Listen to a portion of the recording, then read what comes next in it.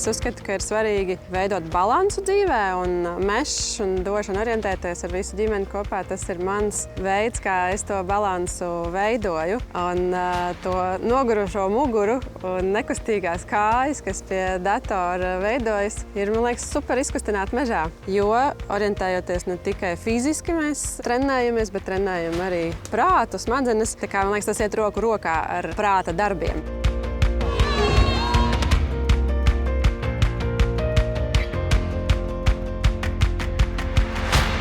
Prieks, kad ir šādi pasākumi, kad var piedalīties visi, un galvenais, ka ģimene kopā un ir ko darīt brīvdienā.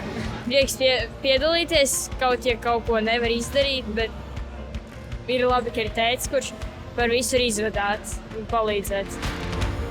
Bērns aug jau no pirmās dienas, viņš attīstās un gūst tās emocijas, pieredzi un veidojās kā cilvēks no tā visa.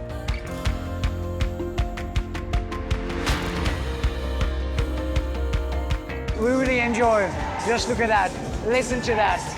It's pure joy and love.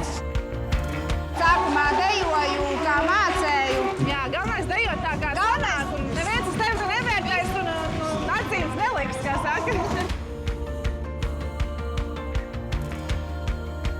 Ir vērts pakustēties, nevis tikai sēdēt divānā un justies slikti, jo es pats zinu, ja es sēžu divānā, sēžu krēslā, sēžu pie datora, es sāku justies slikti, es jūtos noguris, bet vajag iziet ārā, vajag pakustēties.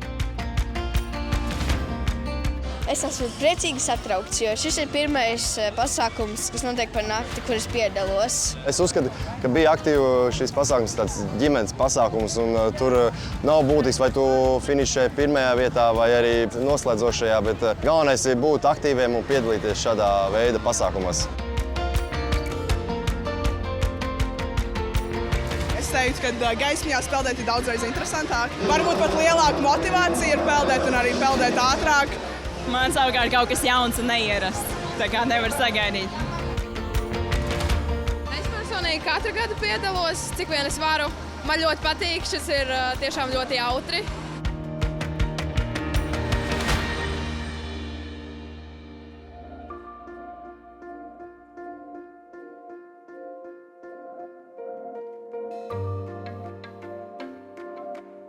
Gandrīz visās jomās, kur sporta organizācijas, sporta federācijas strādā ar cilvēkiem vai ar kaut kādiem datiem, tur pilnīgi noteikti mākslīgais intelekts var palīdzēt.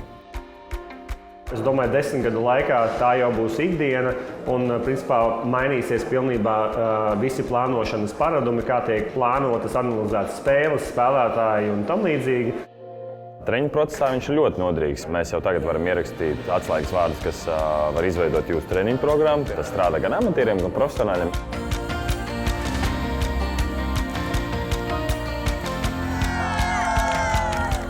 Jaunieši, jūs bieži sportojat? Jā! Bet kāpēc jāsporto? Lai būtu stipram un veselīgam. Ir jāsporto tāpēc, ka uzlabo savu asinsriti un sirdsdarbību. Ir jāsporto, jo tad ir vieglāk mācīties.